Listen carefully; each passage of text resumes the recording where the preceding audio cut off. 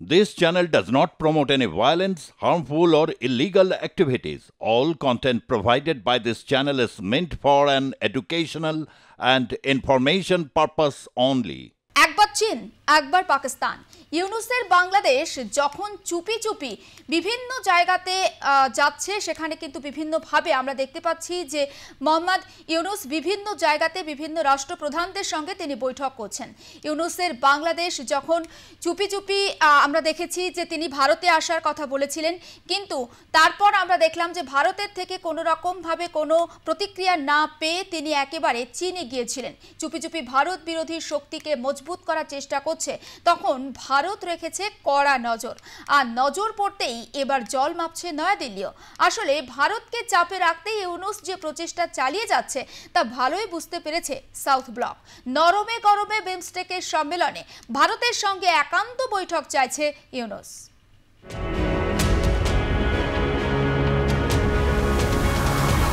ঈদকে সামনে রেখে একদিকে যখন পাকিস্তানের সঙ্গে সখ্যতা বাড়াচ্ছে বাংলাদেশ, তখনই শুভেচ্ছা জানিয়ে পোস্ট করলেন নরেন্দ্র মোদীও।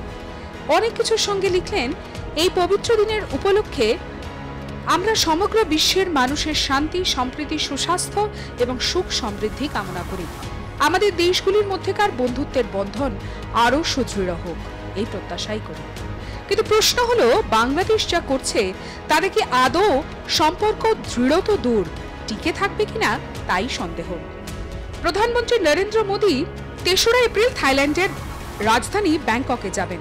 ৩ এবং ৪ এপ্রিল সেখানে বঙ্গোপসাগরীয় দেশগুলির মঞ্চ বিমস্টেকের অধিবেশনে যোগ দেবেন। ৪ঠা এপ্রিল সেখান থেকেই শ্রীলঙ্কার রাজধানী কলম্বোয় যাবেন।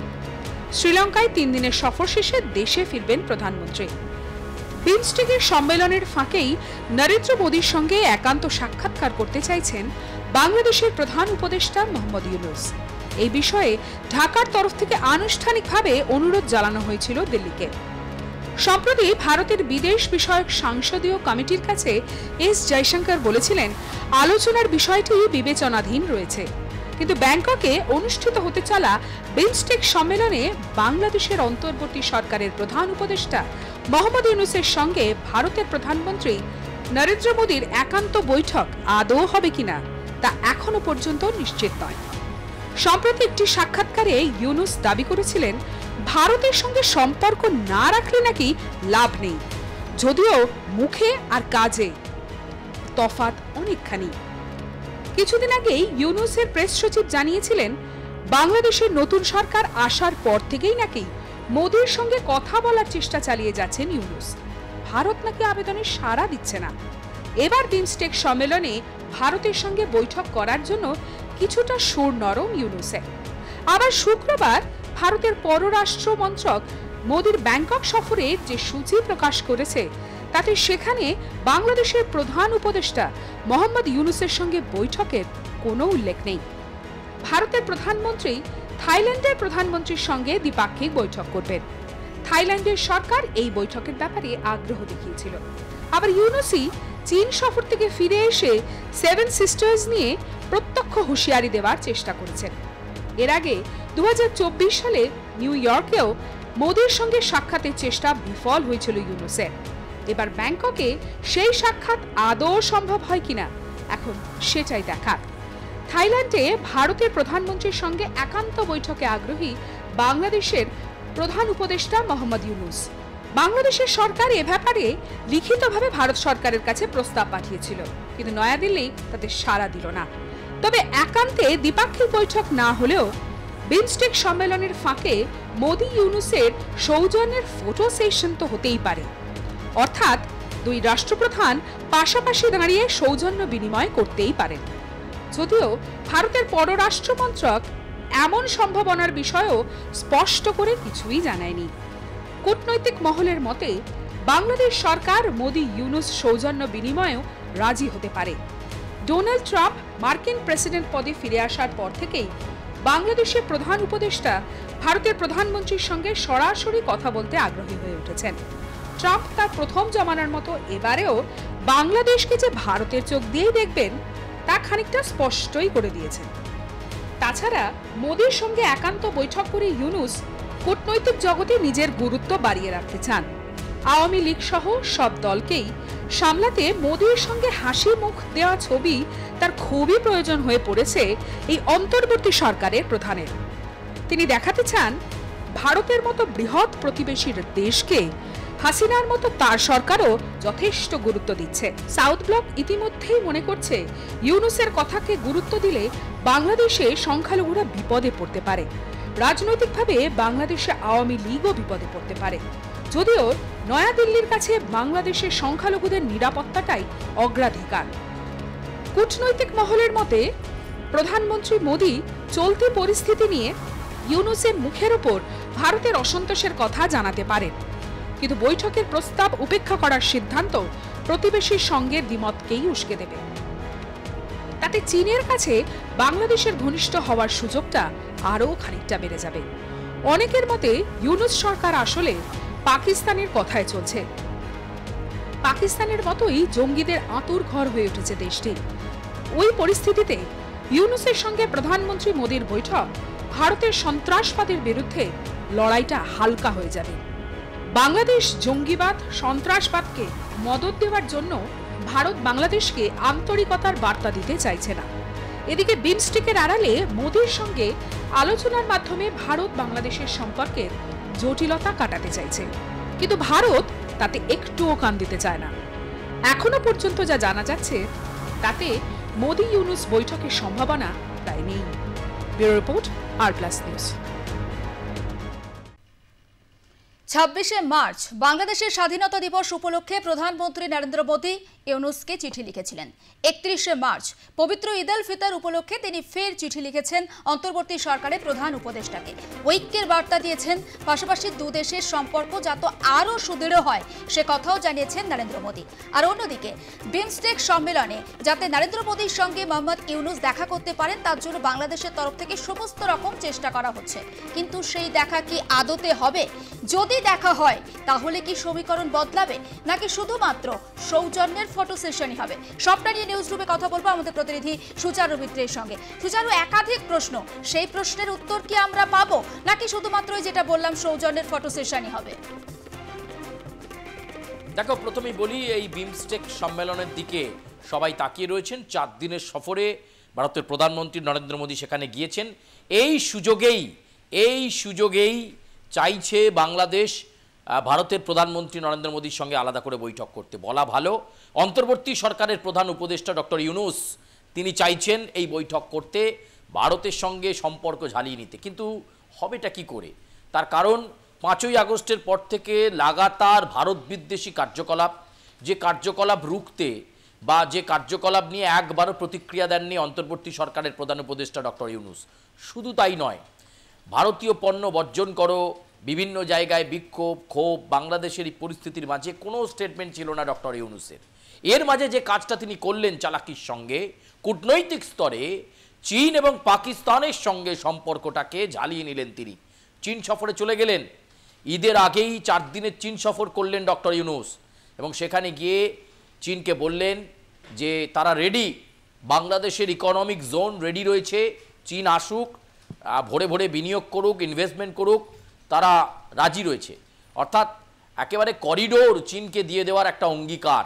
এবং শুধু তাই নয়, চীনও পাল্টা ডক্টর ইউনূসকে জানিয়ে দিয়েছে মৌখিকভাবে যে তারা লোনও দিতে রাজি রয়েছে, ঋণ নেবেন ডক্টর ইউনূস। তাহলে ভাবো দেশটাকে তিনি কোথায়, কোন পর্যায়ে নিয়ে যাচ্ছেন।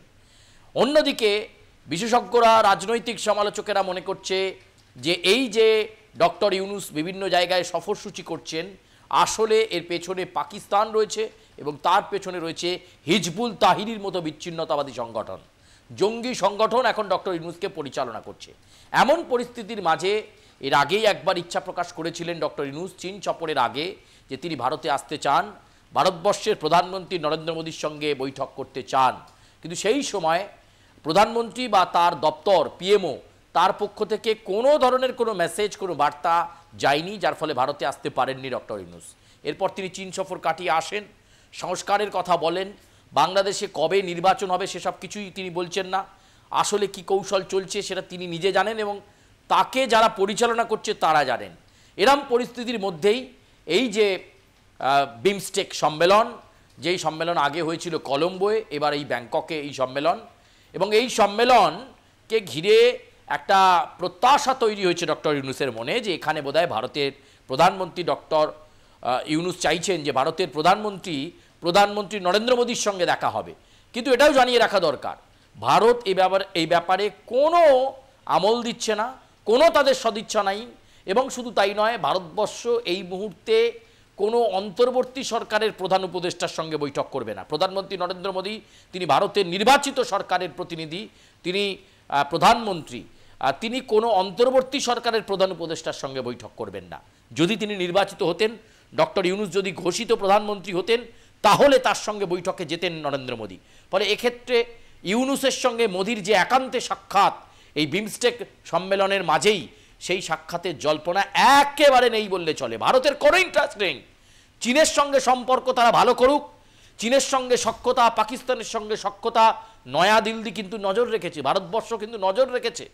চীনকে ভালো চেনে ভারতবর্ষ, তার থেকে আর কেউ চেনে না বেশি। আবার বাংলাদেশকেও ভালো চেনে ভারতবর্ষ।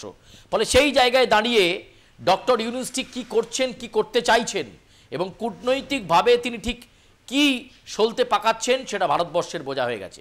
ভারতবর্ষ বাংলাদেশ নিয়ে বাড়তি কোনো উৎসাহ দেখাবে না, ভারতবর্ষ বাংলাদেশ নিয়ে কোনো বাড়তি উদ্বেগ দেখাবে না।